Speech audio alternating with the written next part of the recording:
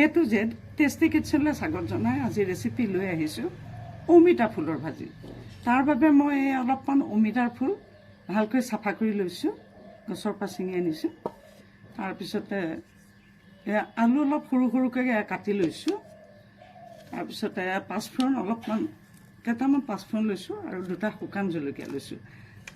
এইখিনি মেইন বস্তু ইয়াত লাগিব। তাৰ বাহিৰে অপশ্যনেলবিলাক আছে।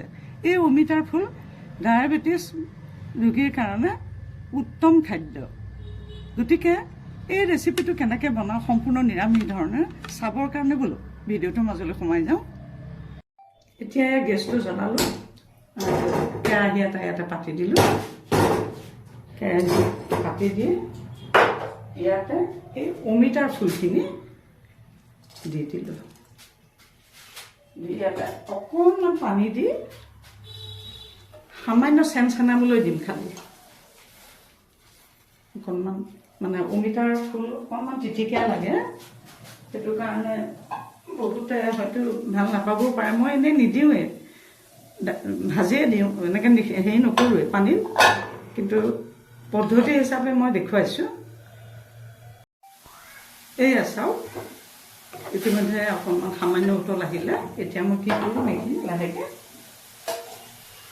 চাকি পেলাম। এয়া চাওক, সুন্দৰকৈ চেকি পেলালোঁ অমিতা ফুলকেইটা। দেখিছে, এইটো কেৰাহী পাতি দি আলুখিনি ভাজি ল'ম। এতিয়া ইয়াতে অলপ তেল দিম। এইটো সম্পূৰ্ণ নিৰামিষ হয়, গতিকে ইয়াত মই কেৱল এয়া পাঁচফোৰণ বা মিঠি গুটি কেইটামান দি দিব পাৰে। পাঁচফোৰণখিনি ক'লা পৰিছে ইতিমধ্যে। ইয়াতে মই নিমখ আৰু জোখমতে নিমখ দিলোঁ, জোখমতে ইয়াত হালধি দিলোঁ।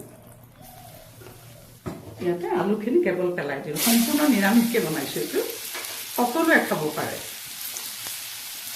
ইয়াত কোনো পিঁয়াজ নাই, নহৰু নাই, একো নাই। এতিয়া কেৱল আলুখিনি এনেকৈ ভাজিলোঁ।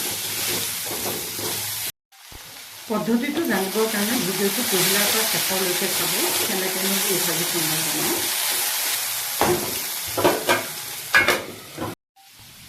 ইতিমধ্যে আলুখিনি প্ৰায় ভজা হৈ গৈছে। এতিয়া কি কৰিম, এটা চাওঁতে অমিতাৰ ফুলখিনি এইখিনি ইয়াতে ঢালি দিম। বৰ সোৱাদ হয় জলকীয়া খাবলৈ। জুইটো এতিয়া ল' ফ্লেমত দিব লাগিব।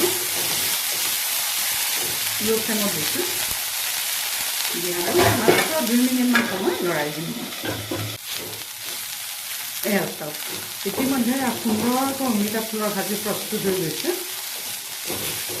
অতি নিৰোগী নিৰামিষ আহাৰ, সকলোৱে খাব পাৰে। বিশেষকৈ ডায়েবেটিছ ৰোগী বা লিভাৰৰ ৰোগীসকলৰ কাৰণে এই অমিতাৰ ফুল মহৌষধ। গতিকে আপোনালোকে এই সুন্দৰ ৰেচিপিটো বনাই খাব। আৰু এটি নতুন ৰেচিপি লৈ অহাৰ প্ৰতিশ্ৰুতিৰে মই আজি সামৰিম। তাৰ আগতে এষাৰ কথা কওঁ, আপোনালোকে প্লিজ মোৰ টেষ্টি কিটচেন ছাবস্ক্ৰাইব কৰিবলৈ নাপাহৰিব। আজিলৈ আহোঁ।